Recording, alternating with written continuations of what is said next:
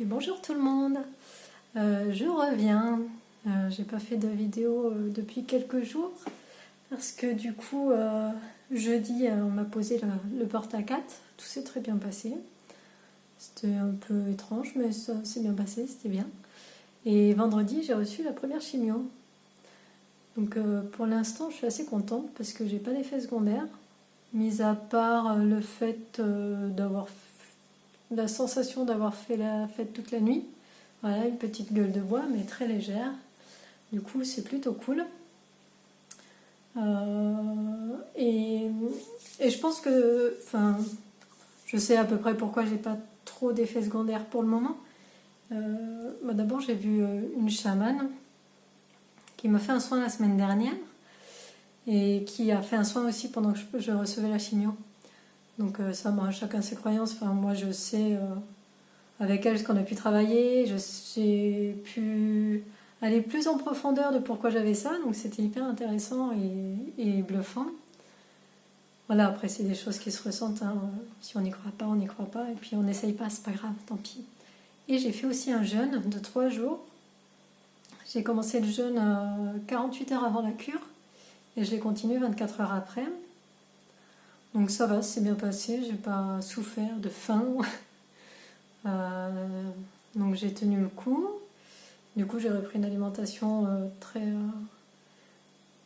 graduellement. Et il y a pas mal d'études et de témoignages de personnes qui font des jeûnes pendant les chimios. Il y a même des médecins qui le préconisent.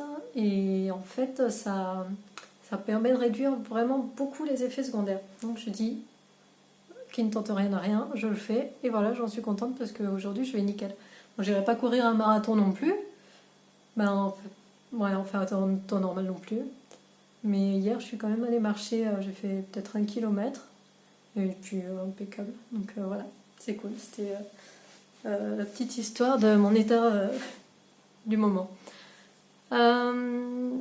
Et du coup, aujourd'hui, je voulais parler de l'importance de changer radicalement son mode de vie quand on apprend qu'on a un cancer. Et je pense que ça peut aussi, tout ce que je vais dire là, s'adapter.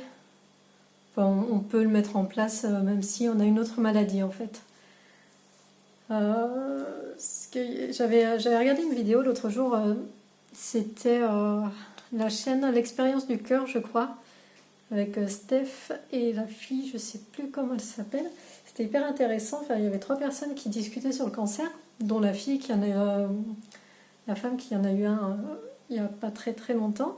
C'était hyper bien et Steph parlait d'une étude et des chercheurs qui ont étudié ils sont allés voir des personnes qui ont fait des rémissions spontanées. C'est-à-dire qu'ils avaient le cancer, par exemple. Enfin, je pense que c'était que sur le cancer, cette histoire-là. Et qui ont guéri tout seuls sans traitement. Et en fait, ces personnes avaient 4 points communs. Tous, ils avaient 4 points communs. La première, c'était changer radicalement son mode de vie. C'est-à-dire, par exemple, s'ils fumaient, ils arrêtaient de fumer. S'ils mangeaient mal, ils revoyaient leur alimentation. Enfin, ils changeaient vraiment tout parce qu'ils étaient persuadés que s'ils ne changeaient pas leur mode de vie, c'est clair et net qu'ils n'allaient pas guérir. Voilà. Ensuite, ils avaient conscience de leur propre responsabilité de la maladie. C'est-à-dire qu'ils savaient pourquoi ils avaient eu cette maladie, de par leur comportement, leur manière d'agir, de ressentir les choses, leurs pensées, etc. Enfin, ils savaient que la maladie ne venait pas de l'extérieur, mais vraiment d'eux-mêmes en fait. Voilà. La troisième, c'était qu'elle croyait en quelque chose de plus grand qu'elle, une énergie plus subtile et puis plus énorme en fait, comme on peut l'appeler l'univers, la source, etc. Quelque chose, une intelligence supérieure en fait. Elles avaient foi en ça et elles savaient que ça existait, qu'on n'était pas juste de simples humains, mais bien des êtres spirituels et puis qu'on avait des capacités de dingue et qu'on était aidés dans tout ce cheminement. Je suis désolée, j'ai un voix un peu étrange. Et du coup, la quatrième, c'était qu'elles étaient persuadées qu'elles auraient une santé parfaite, qu'elles avaient même déjà une santé parfaite. Et en écoutant cette vidéo l'autre jour, je me suis dit, mais putain, c'est ouf. Je suis contente parce que je pense que je suis sur la voie de la guérison, parce que c'est exactement les 4 points que j'ai moi aussi.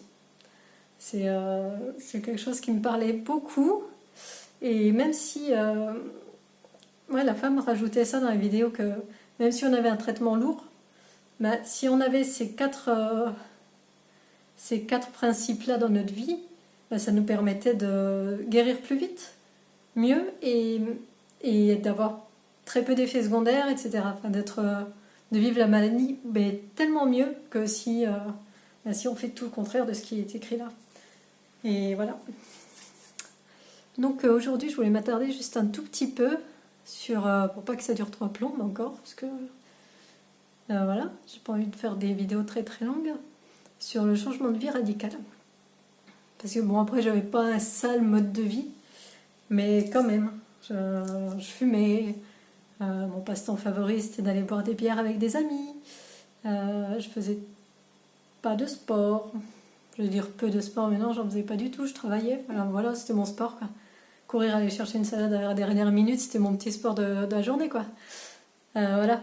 Et puis aussi, parfois, il y a des personnes qui arrivent sur votre chemin, comme ça. Pas par hasard, parce qu'il n'y a pas de hasard. Et cette personne-là, il s'avère que ça va être un ange pour vous, parce qu'il va vous conduire vers avoir une meilleure santé, ou résoudre un problème que vous avez, que vous n'arrivez pas à résoudre, et cette personne-là va arriver dans votre vie et va le résoudre tout de suite, ou vous sortir d'une certaine situation, etc. Et moi, j'ai rencontré ce petit ange-là un peu de temps après mon opération, et ouais, j'ai vraiment la voix qui part en 1. Vous m'excuserez, c'est peut-être le traitement, peut-être que j'ai un effet secondaire en fait. Bon, c'est pas très grave, c'est que ça. Et du coup,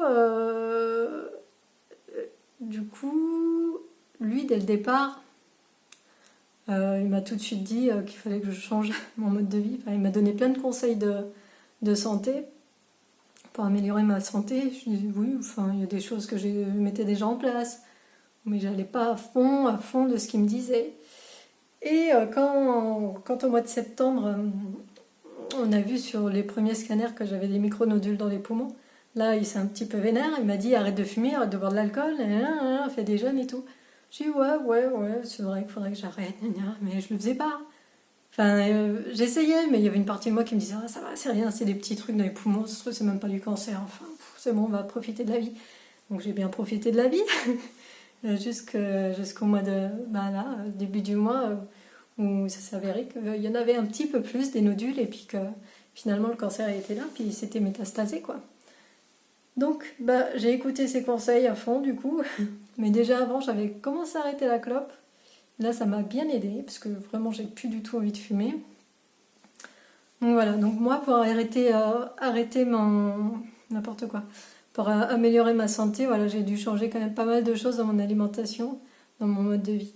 Donc déjà voilà, j'ai arrêté la clope, j'ai arrêté de boire de l'alcool, je ne mange plus de sucre rajouté.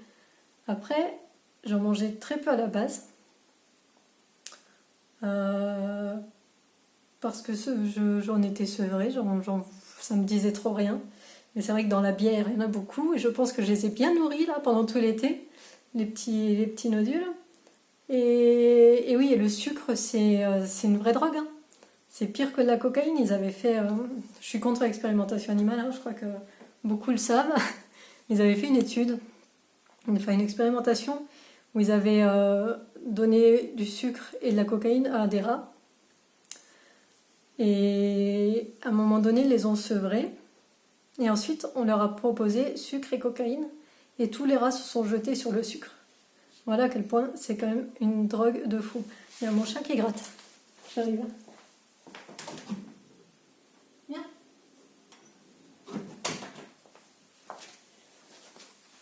Voilà. Donc voilà, il faut vraiment, quand on a un cancer, arrêter le sucre. Je pense que c'est une des premières choses à faire, parce que la cellule cancéreuse se nourrit de sucre. Donc plus on en mange, plus la cellule va va se goinfrer, va grossir, quoi. Donc le sucre, mais next, vraiment de la life, hein. N'importe quoi. Ensuite, moi, on continue à avoir une alimentation bio. Très peu de produits transformés, c'est mieux, parce qu'avec tous les additifs, voilà, enfin, on sait ce que c'est. Une alimentation vivante, faire des jus frais si on peut, si on a la possibilité, c'est bien. Éviter le gluten aussi. Après, peut-être des bons gluten, je n'y connais pas grand-chose, mais enfin voilà, moi je sais que farine de blé classique, j'ai arrêté. Voilà, les produits laitiers aussi, je sais que c'est pas très très bon. En fait, tous les aliments aussi qui sont acidifiants pour le corps, il faut les éviter. Et du coup, je me suis mise à faire du sport aussi. Aussi incroyable que cela puisse paraître. Le sport, je marche, j'essaie de courir un peu, je fais du yoga. Le yoga, je fais depuis un moment, mais voilà, c'était... Là, je m'y suis mise un petit peu plus régulièrement. Avec le confinement, je peux en faire tous les jours, donc c'est cool. Enfin, là, avec ça, du coup, je peux pas trop, faut que j'attende un peu. Voilà. Après, continue à faire des méditations, des visualisations. Et la chose hyper importante, c'est clair aussi que c'est le mental, quoi. Si dans ta tête, t'es déjà guéri, je pense que c'est bon, hein. Tu vas vers la guérison, c'est sûr et certain. Donc voilà. Après, dans tout ça, dans tout le changement de mode de vie que je mets en place, moi, je sais aussi qu'il faut de temps en temps que je me fasse plaisir, quoi. Que ce soit pas des frustrations. Si un jour j'ai envie de manger un goût de gâteau au chocolat, je sais pas, je dis n'importe quoi, je vais le manger. Enfin, je peux me dire, oh non, si on me propose une bière, je vais la boire, c'est sûr, mais je vais jamais en abuser, quoi. Ça sera, voilà, s'écouter, se faire plaisir quand même. Et puis voilà, donc je mettrai en lien le lien en bas de la vidéo dont je vous parlais là sur le cancer, qui est hyper intéressante. Si vous avez vous-même le cancer ou un proche, ça peut être chouette. Et voilà, écoutez, on est dimanche, ensoleillé, je vous souhaite un bon dimanche, et puis à la prochaine.